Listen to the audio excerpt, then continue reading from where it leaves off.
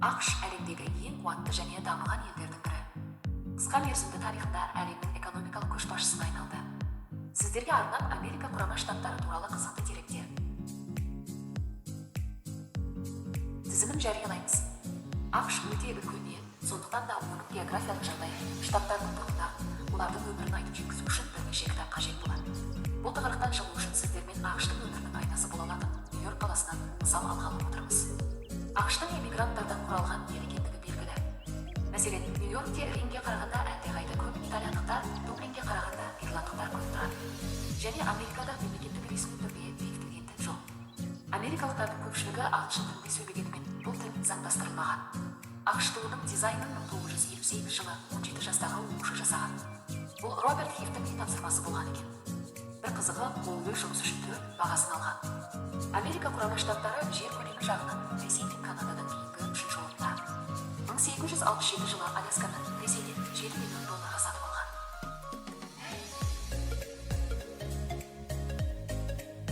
Бұл елдің тұрғындарының 13% күн жерді айналады деп ойлайды. Америкалықтар өзге адамның тірлігіне мүлде араласпайды, қызығушылық танытпайды. Мәселен, сіз көшенің ортасындағы тас жолда жатып алдыңыз дейін, өзіңіз сұрамайынша, олардың бірде жақын келіп, не істеп жатқандығыңызды сұрамайды. Өрт сөндірушілер, жедел жәрдем, полиция қызметкерлері шақырымы бойынша тез жетеді. Олардың ішінде ең бірінші болып келетін өрт сөндірушілер алғашқы көмек көрсетеді. Керек десеңіз, олар аяғы ауыр әйелдерді босандырады. Халықтың 67% артық салмақтан зардап шегеді. Американдықтар әлемде ең көп балмұздақ және күн сайын 2 миллион тауық жейтін халық. Олар секундына 45 килограммнан астам шоколад пайдаланады. Олардың ең танымал жемісі банан. Елдің 90% бос уақытын үйде немесе жабық бөлмеде өткізеді. Американың әрбір 8-ші жұбы интернетте танысқан. Америка құрама штаттарында әр сағат сайын шамамен 100 жұп ажырасады. ақшта балалардың 40% некеден тыс туылады. Баланы кәмелетке жасқа келгенше тәрбиелеу және күтім жасау орта есеппен алғанда $245 мың ақш доллары жұмсалады. Американдық азамат 16 жасында автокөлік жүргізуге құқылы, 18 жасында ол дауыс беруге және қаруды қолдануға құқылы. Тек 21 жасқа келгенде алкоголь сатып алуға құқығы бар. Мемлекет науқас әжелер мен аталарға күтуші беріп, дәрі-дәрмектермен қамтамасыз етеді. Арнайы ұйымдар оларға тамақ тасиды. Олардың тоңазытқыштары аптасына 2 рет жаңартылады. Интернеттің америкалықтардың өмірінен алатын орны өте маңызды. Олар интернет арқылы төлемдер жасайды. Билет, тауар, азық-түлік сатып алады. Вокзалда, мейрамханада, қонақ үйде, мектепте, қоғамдық орындарда тегін wi-fi қызметін тауып алу оңай. Интернеттің бағасы өте арзан әрі жылдамдығы жоғары. ақштың әрбір қаласынан әлемнің әртүрлі елдерінің асханалары табуға болады.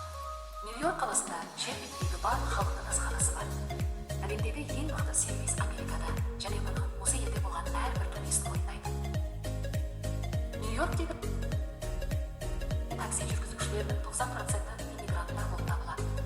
Американдықтардың 40% Дарвиннің эволюция туралы теориясына сенбейді. Әрбір 7-ші американдықта 10-нан астам несие картасы бар. Әр 8-ші американдық азамат McDonald's фастфуд мейрамханаларында жұмыс істейді. Алғашқы теледидарлар 1936 жылы Нью-Йоркте пайда болды. Американдықтар үшін автокөлік немесе үйді несие алу тұрақты жағдай, олар үлкен қарызға өмір сүреді. Айтпақшы, Нью-Йорк қаласынан кез келген құстың етін жей аласыз, мейлі ол сүтқоректі болсын, жыртқыш болсын. Бастысы қызыл кітапқа енбеген болуы керек. Америкада футболды елдерге арналған ойын деп санайды. Өйткені мұнда футболды көбіне қыздар ойнайды. Жалпы америкалықтар регби және бейсбол ойындарын жақсы көреді екен. Америкада үйсіздердің саны көп емес. Олардың 97-і осындай өмірдің өзіндік қалайтындықтарын айтқан, қалған үшін көмек көрсететін арнайы ұйымдар құрылған. Қалада үйсіздерге қонуға болатын мекемелер жұмыс істейді. Сол күндері оларды жинау үшін арнайы автобус жүреді.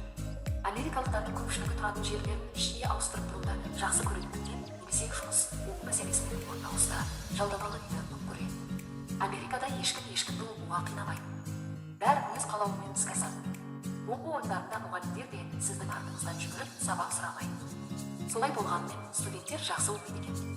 Себебі мұнда таныс тамыр, ақша беріп жүрмейді. Сіздің біліміңіз, талабыңыз бағаланады және біліміңізге қарай айлық төленеді. Жоғары оқу орындарында белгілі болғанымен орта білім беру жүйесінде 12 жылдық тәртіп қатал. Қызының немесе баласының сабаққа келмегені үшін ата-ана төлемге түсуі мүмкін. Американдық мектептердегі ең маңызды пән ағылшын тілі және математика. ақштағы білім беру өте қымбат болғандықтан ата-аналар баласы дүниеге келген сәттен бастап университеттегі бір жыл үшін $40,000 төлейсіз. Ең танымал немесе жекеменшік университеттер бұдан да қымбат келеді. Мемлекеттік қызметтегі адамның мерекелік демалыс күндері өте аз. Шамамен жылына 5-6 күн ғана. Өте үлкен мекемелер 9 күнге дейін ғана жұмыс істемеуі мүмкін. Америкада әрбір штаттың өз жол ережесі бар. ақш тұрғындары мәдениетті жоғары бағалайды, сондықтан мұнда мұражайлар, галереялар, көрмелер, театрлар көп. Олар киноны кинотеатрдан көреді. Билет бағасы $12. Американдықтар адамның киімінің фирмасына, өндірушісіне, фасылына қарамайды. Бастысы сізден жағымсыз иіс шықпай, таза көрінуіңіз керек. Олар өте сенгіш және адал. Мәселен, көптеген кафелерде Coca-Cola, Sprite, Pepsi сынды газды сусындарды тегін ішуге болады. Және соустарға, жаңғақтарға қатысты осындай еркіндіктер бар. Бұл елде осыларды артық мөлшермен алып, үйіне таситындар табылмайды. Америкалықтар шылым шегуге 10 қабақ танытпайды. Шылым шегуге барлық жерде тыйым салынған, бір қорамына $10. Кәмелеттік жасқа толмағандарға мүлде сатылмайды. Сатылған жағдайда дүкен қожайыны лицензиядан айырылып, дүкен мүлде жабылады. Америка туралы қызықты мәліметтер ұнаса лайк басып, арнамызға тіркелуді ұмытпаңыздар.